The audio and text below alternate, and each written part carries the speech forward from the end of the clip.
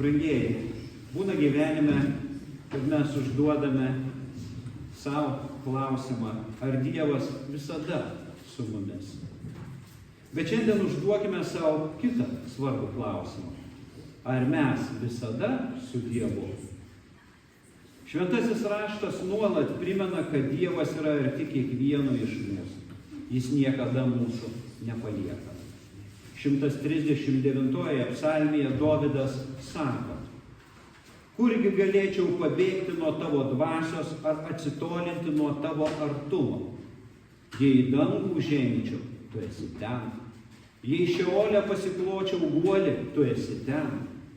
Jei įgyčiau aušros sparnus ir įsikurčiau prie tolimųjų jūros pakraščių, net ten mane vedžios tavo ranka ir tvirtai laikys tavo dešinė. Šie žodžiai mums rodo, kad nėra tokios vietos ar situacijos, kurioje Dievas nebūtų šalia mūsų. Jis mato mūsų džiaugsmą, mato mūsų kančią, silpnumus ir abejonės. Jo meilė nepriklauso nuo mūsų nuotaikos ar aplinkybių. Net ir tada, kai jaučiamės vieniši, apleisti ar nesuprasti, Dievas yra su mumis, tarsi uola, tarsi saugus prieglobstis. Tačiau klausimas, ar mes esame su Dievu? Dievas niekada mūsų nepalieka, bet ar neatsitinka taip, kad mes atsitraukiame nuo jo? Ar neužmirštame Dievo pasaulio rūpesčiuose, darbuose, kasdieninėje rutinoje? Ar mūsų širdis nepasineria į kasdienius rūpesčius, pamirždamos apie dvasinius dalykus? Dažnai mes galvojame, kad tik blogi žmonės yra nutolę nuo Dievo. Anaiptol. Taip manydami mes labai klystame. Ne mūsų charakteris ir ne klaidos mus atitolina nuo Dievo. Noriu priminti jums vieną istoriją, kuri mums aiškiai sako, kad dažnai mes norime kaip geriau, o išeina kaip visa. Prisiminkime istoriją apie Mortą ir Mariją aprašytą Evangelijoje pagal Luką, 10 perskyrime. Kai Jėzus lankėsi pas Mortą ir Mariją svečiuose, Morta buvo susitelkusi į namų ruošą, o Marija sėdėjo prie Jėzaus kojų. Kas pasakys, kad Morta blogas žmogus ar elgiasi blogai? Ar kas pasakys, kad ji netikusi namų šeimininkė?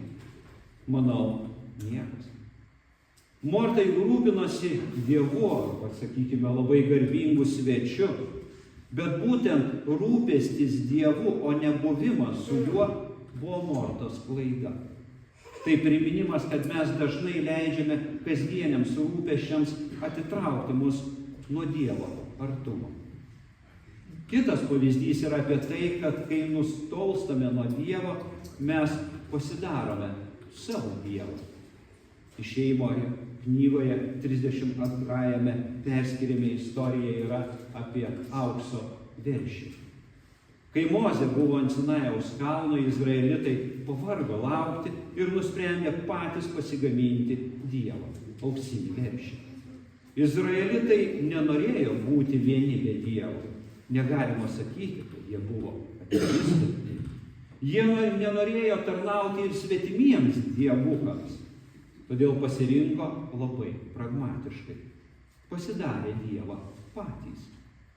Būna ir mes, norėdami greito rezultato, sugalvojame pasidaryti Dievą tokį, kokį norime, o tiksliau tokį, koks mums patogus. Dar vienas pavyzdys yra Abraomo ir Saros istorija. Abraomui Dievas duoda pažadą, kad jis bus tautų tėvas. Bet Dievui delsiant įvykdyti pažadą, jie nusprendžia padėti Dievui įvykdyti savo pažadą. Kaip tai žmogiška.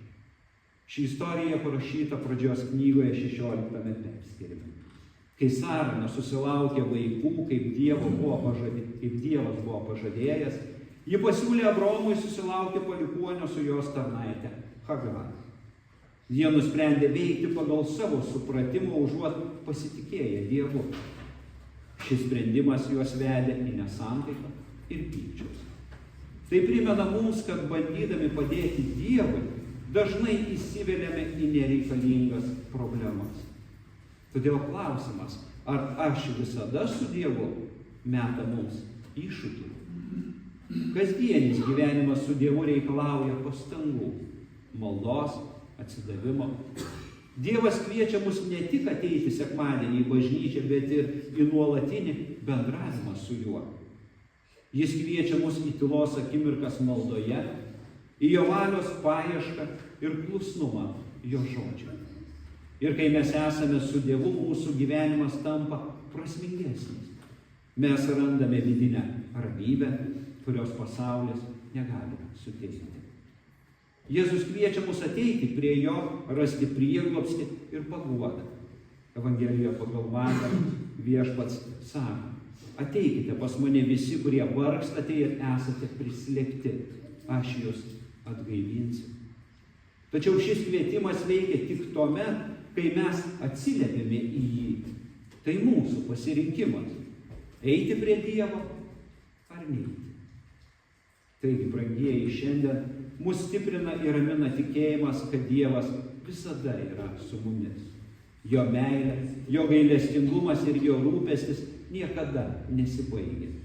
Bet paklauskime savęs, ar mes visada esame su Dievu?